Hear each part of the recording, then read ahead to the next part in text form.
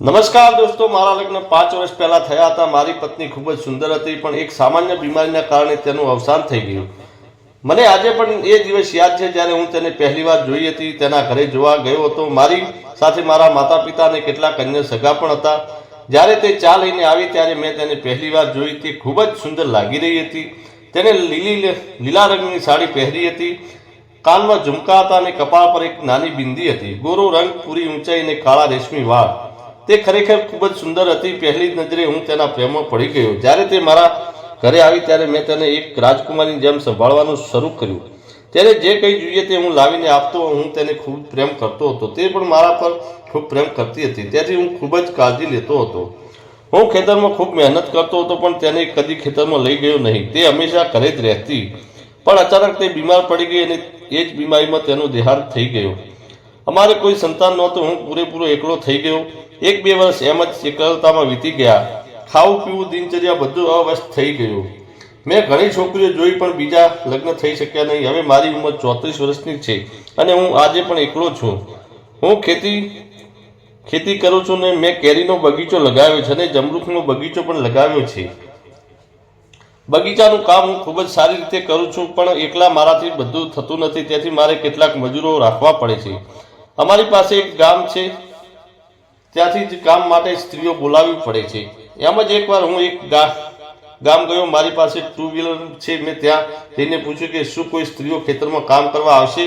ત્યારે એક વ્યક્તિએ કહ્યું, આગળ જઈને એક ઝૂંપડી છે, ત્યાં એક વિધવા સ્ત્રી રહે છે, તેને પૂછો, કદાચ તે કામ માટે તૈયાર થઈ જશે। હું ઝડપ ઝૂંપડી પાસે ગયો। દરવાજો ખટખટાયો ત્યારે ત્યાંથી એક સુંદર, લગભગ 28-29 વર્ષની યુવતી બહાર આવી। તે ખૂબ જ સુંદર હતી। મેં કહ્યું, મારું ખેતર બાજુમાં જ છે, ખેતરમાં કામ માટે સ્ત્રી જોઈએ છે, શું તમે આવી શકો છો? તેણે કહ્યું, હા, મજૂરી 200 રૂપિયા થશે। મેં કહ્યું, ચાલશે। મેં 1-2 અન્ય સ્ત્રીઓ સાથે પણ વાત કરી, પણ તેમને આવવાનો સમય નહોતો। માત્ર એક જ યુવતી હતી। ત્યારે થઈ ગઈ કહ્યું, હું એકલી નહીં આવી શકું, મારી સાથે કોઈ અન્ય હોવું જોઈએ, નહીં તો તમારે મને લેવા મૂકવા આવવું પડશે, કારણ કે તમારું ખેતર અહીંથી દૂર છે, લગભગ 2 કિલોમીટર। તેથી જો તમે મને લેવા આવશો તો હું જઈશ।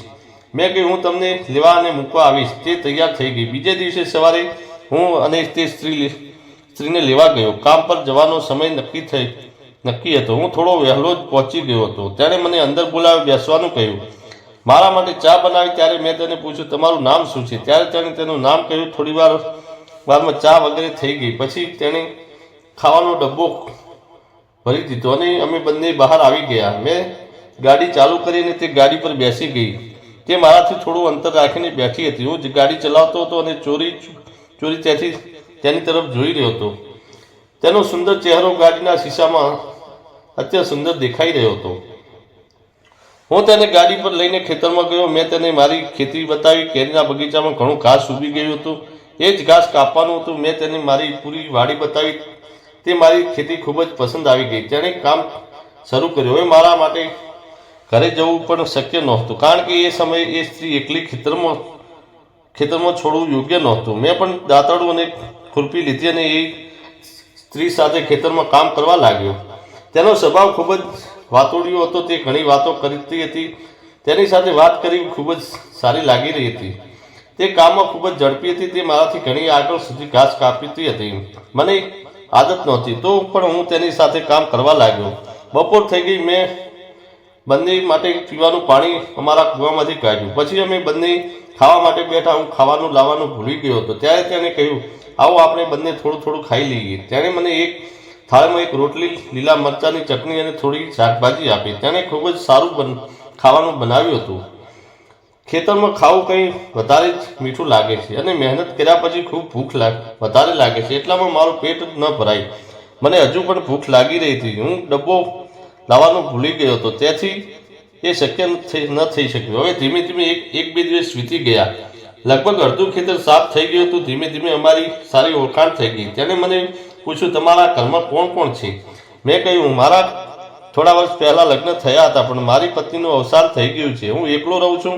આ મારી ખેતી છે। આ બધું હું એકલો જ કરું છું। ઘણી છોકરીઓ જોઈ, પણ કોઈ છોકરી મને મળી નહીં।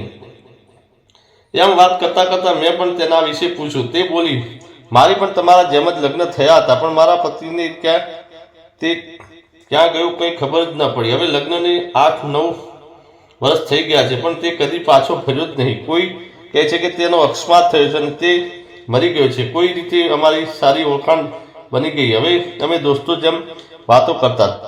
તે દેખાવમાં ખૂબ જ સુંદર હતી.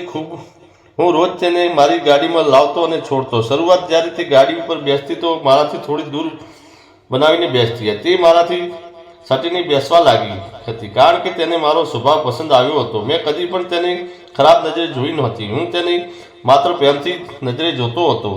તે મારી સાથે હસી હસીને વાતો કરવા લાગી. એકવાર વરસાદની ઋતુ બની ગઈ. આંબાના વૃક્ષો પણ હવે મોટા થઈ ચૂક્યા હતા. બપોર થઈ રહી હતી. વરસાદ ઝડપથી પડવા લાગ્યો. અમે બંને વરસાદથી બચવા માટે કંઈક સાથે લીધું નહોતું. ખેતરમાં એક કાગળનું કંબલ હતું. મારું ધ્યાન અચાનક તેના પર ગયું. હું દોડીને તે લઈ આવ્યો અને અમે એક આંબાના વૃક્ષ નીચે બેઠા અને અમે ઓઢી લીધું અને અમે બંને ખૂબ આસપાસ આવી ગયા હતા. તે મારી આંખોમાં જોઈ રહી હતી અને હું તેની આંખોમાં જોઈ રહ્યો હતો. વરસાદ અચાનક બંધ થઈ ગયો. તે શરમાઈ ગઈ અને પછી પાછી ખેતરમાં જઈને કામ કરવા લાગી. હવે હું તેના પ્રેમમાં પાગલ થઈ ગયો હતો. મને દર વખતે તે જ દેખાતી હતી. સાંજે હું ઘરે ગયો, પણ તે રાત્રે મને ઊંઘ ન આવી. હું પથારીમાં કરવટ બદલતો રહ્યો. હું તેનું સપનું જોઈ રહ્યો હતો. તે મારી આંખોની સામે હટતી જ નહોતી. તે ખૂબ જ સુંદર લાગી રહી હતી. મને વારવાર એમ જ લાગતું હતું કે તે મારી સામે જ ઊભી છે. મને તેનો આભાસ થઈ રહ્યો હતો. બીજા દિવસે હું તેને લેવા ગયો. તે આજે ખૂબ જ સુંદર સાડી પહેરી હતી. તેણે પોતાના વાળ ખુલ્લા છોડ્યા હતા. કપાળ પર ટીલી લગાવી હતી, જેનાથી તેનો ચહેરો વધુ નિખારી રહ્યો હતો. ગામથી ગાડી થોડી દૂર નીકળી. હશે આસપાસ કોઈ નહોતું. તે મારાથી સચીને બેઠી હતી. તે મને અચાનક ગળે લગાવી દીધો અને મારા ખભે માથું મૂકી દીધું. મને ખૂબ સારું લાગ્યું. અમે બંને ખેતરમાં પહોંચ્યા. તે નીચે ઉતરી. તે મારી તરફ જોઈ રહી હતી. તે મારી તરફ જોતી ખેતરમાં ચાલી ગઈ અને ઘાસ કાપવા લાગી. કદાચ તેને હું પસંદ આવી ગયો હતો, તેથી તેને એક પગલું આગળ વધી ચૂકી હતી. એ દિવસે હું ખૂબ તેજ ધૂપ હતી. ગરમી વધુ હતી.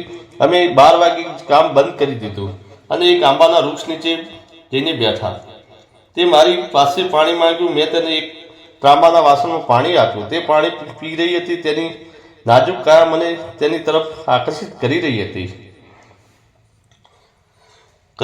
હું તેને જોઈ રહ્યો હતો. તે મારી પાસે આવીને પૂછ્યું, શું જોઈ રહ્યા છો? મેં કહ્યું, તારું સૌંદર્ય જોઈ રહ્યો છું. તું કેટલી સુંદર લાગે છે.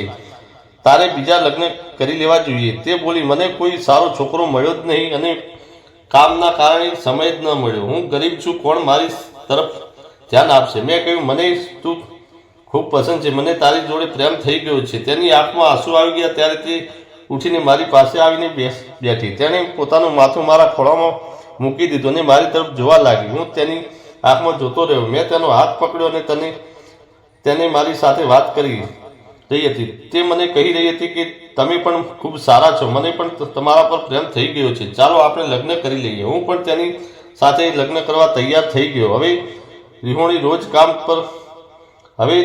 કામ પર કરવા આવવા લાગી અને અમે બંને એકબીજાને મળતા. હવે અમારા બંનેના દિલ મળી ચૂક્યા હતા. કેટલાક દિવસો પછી અમે ગામના મંદિરમાં જઈને લગ્ન કરી લીધા. હવે તેમ અને અમે સાથે રહીએ છીએ. બંને ખૂબ જ ખુશ છીએ. હવે ઘણા દિવસનો અધૂરો પ્રેમ હવે મને મળવા લાગ્યો છે. અમે બંને ખૂબ જ ખુશ છીએ. તેનું ઘર બધું કામ કરે છે. હું ખેતરનું બધું કામ કરું છું. અમે બંને ખૂબ ખુશ છીએ. મિત્રો, વાર્તા તમને કેવી લાગી? જો પસંદ આવી હોય તો વિડીયોને લાઇક કરો અને ચેનલને સબસ્ક્રાઈબ કરવાનું ભૂલશો નહીં. અને વિડીયો પૂરેપૂરો જોવા બદલ આપ સૌ મિત્રોનો ખૂબ ખૂબ ધન્યવાદ.